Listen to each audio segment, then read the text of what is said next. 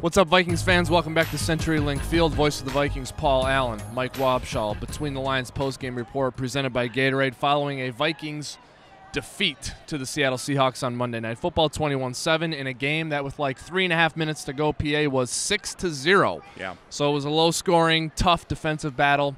Offense couldn't put enough points on the board. Yeah, just too much of this year. You know, at the Coliseum, 38-31, you lose. You got the ball at the end. Rookie comes off the edge, sacks Cousins. They win the game. Thielen fumble in the pick six against the New Orleans Saints. 17 minutes to go against the Patriots. Game tied at 10. 6-0 Seattle deep in the fourth quarter. You're at the 2-yard line, 4th and goal. Can't close on that. You know, in a season where early you lose to the Buffalo Bills and you tie Green Bay and your kicker misses 3 times, there's just too much of this that's beginning to build up.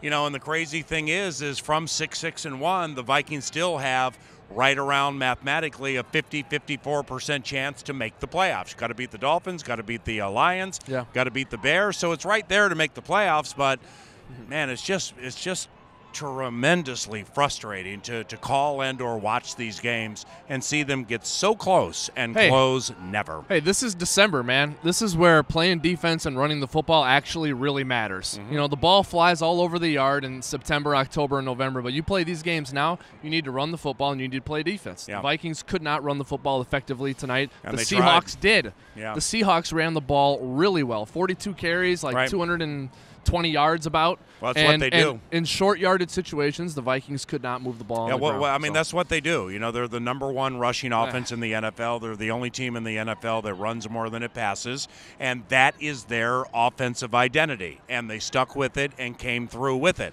I ask you, what is our offensive identity? Is it throwing the ball? Okay, maybe it is. I mean, Thielen is the first receiver since Randy Moss in 2003 to have 100 receptions or more. That's cool. Diggs had a really cool reception tonight. But off what Wobby just said, is that what you need your identity to be this stage of the season to complement one of the NFL's best defenses? I don't know. If you're playing all your games at US Bank Stadium, it can be. But when you're playing outside, when you're playing in prime time against good defenses, you need to be able to run the ball. The Vikings couldn't do that tonight. And Mike Zimmer said it this week. He said, we have not put it all together yet. No, we haven't. This team has so much talent, and that's why they're 6-6-1. Yeah. Because even though they haven't put it all together yet, they're still good enough to win 6 games. If this team can put it all together, they're a really good team, but we just haven't seen that yet. Well, the defense was fantastic tonight. It was absolutely fantastic. I mean, a week after Tom Brady, I don't believe Brady had a touchdown pass against us, did he? He did at the end of the third quarter. At the end, that's right. Yeah, so he had one. And, you know, Russell Wilson, what was he, 10 of 20 for 72 yards? 72 yards. I'm cool with that. Yeah. So it's frustrating. It's very frustrating. All right, so very frustrating. We got to lick our wounds. Beat the Dolphins. Got to put it back together. You got to go home and beat the Dolphins. And enough with got to win your last 3 and get in. You can win 2 and get in,